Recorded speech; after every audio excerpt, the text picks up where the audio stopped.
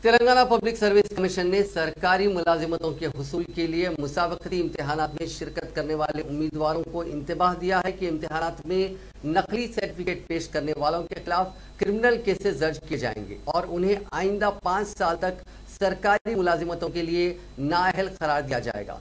Telangana public service commission के अहदेदारों ने बताया कि कमीशन के रूल नंबर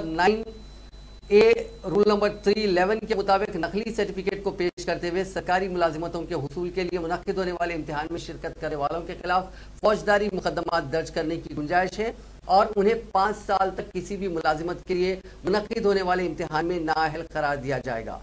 अहदेदारों ने बताया कि नोटिफिकेशन आइंदा हफ्ते जारी होने का इम्कान है। ये नोटिफिकेशन ग्रुप 1 एग्जाम्स का है। इसके अलावा दीगर महकमों के मखलूआ मुलाजिमतों पर तकर्रुरात के लिए भी कमीशन की जानिब से मरहलावार असास पर नोटिफिकेशंस जारी किए जाएंगे। कमीशन ने वन टाइम रजिस्ट्रेशन में तब्दीली का मौका फराहम किया है। ऐसे में बाज़ उम्मीदवारों की जानिब से तालीमी काबिलियत और मकामी सुकूनत से मुतालिक जाली सर्टिफिकेट पेश करने के इम्कानात हैं, जिसके पेश नज़र कमीशन ने जाली सर्टिफिकेट्स को रोकने के इक़दाम किए हैं।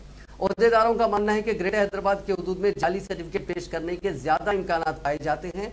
बंद होने वाले स्कूलों और चंद प्राइवेट स्कूल से गलत सर्टिफिकेट हासिल करते हुए उन्हें पेश किए जाने का इम्कान है, जिससे मकामी अफराद को मुलाजिमत से महरूम होने का खदशा लाहक होता है। बताया जाता है कि साबिक में असातिज़ा के तकर्रुरात के लिए मुनक्किद होने वाले TRT इम्तिहान में जाली सर्टिफिकेट पेश करते हुए मुलाजिमत हासिल करने वाले 4 अफराद का पता चलाते हुए उन्हें डी-बार कर दिया गया।